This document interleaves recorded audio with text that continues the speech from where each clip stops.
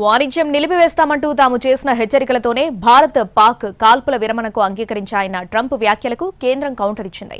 Operation Sindoor సమయంలో America ప్రతినిధులతో జరిగిన ఫోన్ సంభాషణల్లో వాణిజ్య ప్రస్తావన రాలేదని తేల్చి చెప్పింది. ఉద్రిక్తతలకు తెరదించని పక్షంలో వాణిజ్యం నిలిపేస్తామంటూ భారత్ పాకిస్తాన్లకు చెప్పామని, ఈ క్రమంలోనే ఆ రెండు దేశాలు కాల్పుల విరమణకు అంగీకరించాయంటూ అమెరికా అధ్యక్షుడు డొనాల్డ్ ట్రంప్ సంచలన కామెంట్ చేశారు. భారత్ పాక్ల మధ్య కాల్పుల విరమణకు మా యంత్రాంగం మధ్యవర్తిత్వం వహించింది. వాణిజ్యం విషయంలోనూ మేం అండగా ఉన్నాం.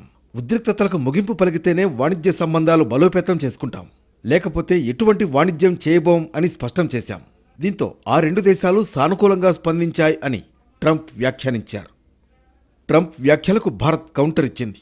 ఆపరేషన్ సింధూర్ కొనసాగుతున్న సమయంలో అమెరికా ప్రతినిధులతో భారత ప్రతినిధులు ఫోన్లో మాట్లాడారని, ఎక్కడా కూడా వాణిజ్యం గురించి ప్రస్తావన రాలేదని స్పష్టం చేసింది.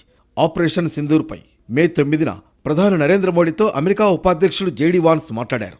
విదేశాంగ శాఖ మంత్రి మార్కో రూబియో మే 8, 10వ తేదీల్లో భారత విదేశాంగ శాఖ మంత్రి జయశంకర్తో చర్చలు జరిపారు. అదేవిధంగా మే 10న భారత జాతీయ భద్రతా సలహాదారు అజిత్ డోభాల్తోనూ మాట్లాడారు. ఏ సందర్భంలోనూ ఇరు దేశాల మధ్య వాణిజ్యాంశం ప్రస్తావనకు రాలేదు.